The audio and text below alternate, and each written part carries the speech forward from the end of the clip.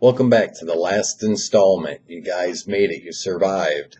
And this video will be about some pitfalls to avoid while crafting your essay and getting it ready to submit. Okay? Are you ready? Let's go. So, number one, don't be too wordy. Remember that there are page limits and foundations take this seriously. They want to make sure that each applicant plays by the rules. With that being said, try to form the parts of your essay with all of the necessary information and components, and then if you have extra space, you can get a little bit more detailed in certain parts. This works for some students instead of trying to figure out what to cut out after it has been written. So it really all depends which one you're better at, you feel that you are better at, okay? So 2, avoid negatives, okay? So even though you'll be writing about obstacles that you have faced or are facing, try to keep a positive tone in your paper and don't dwell on the negatives, okay? If you had a health issue in your past, for example, it's perfectly fine to state that in your past and present, but make sure that the condition does not become the topic of your paper. The topic of your paper is not your condition. It is the other components that are leading to why you should get the scholarship, right?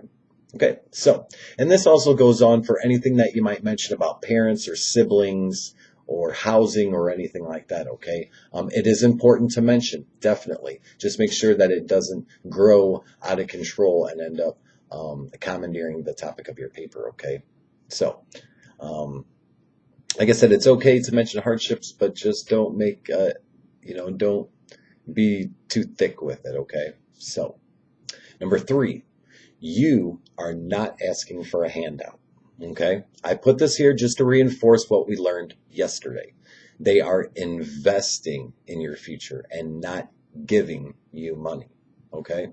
I have seen many students' essays where they start out with their draft. They are begging or pleading or trying to persuade foundations solely based on emotions, okay?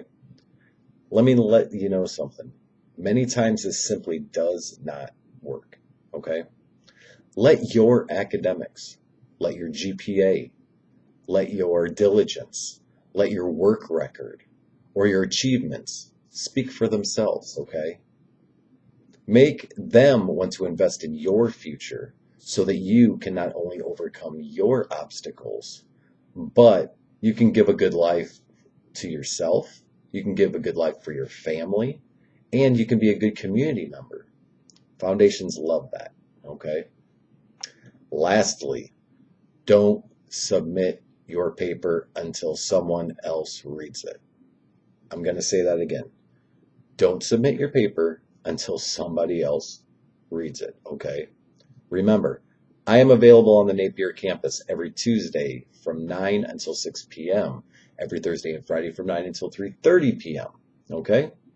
If our schedules do not mesh for one reason or another, you can always send it to me via Canvas, and I can give you feedback that way, okay? If that doesn't work for you or you don't feel comfortable in doing that either, at least get someone to read your paper so that you can get another person's perspective, okay? That doesn't mean that you have to apply all of the opinions and all of the advice that that person gives you, but it helps you to get another person's perspective on it, okay? If no one else can be found to do this, okay, this is my advice.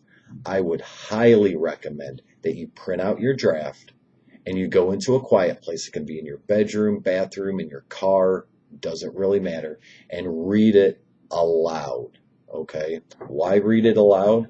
Because our brains automatically fill in the blanks when we read silently, okay? When we read it aloud, we will catch it really quick, okay? So that is a way that you can self-check, okay?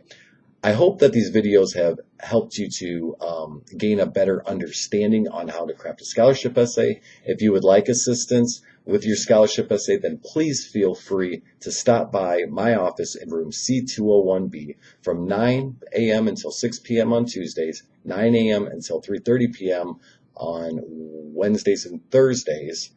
And stay tuned, everybody, for my next video installment this spring. And until then, good luck on writing your scholarship essays, and happy writing.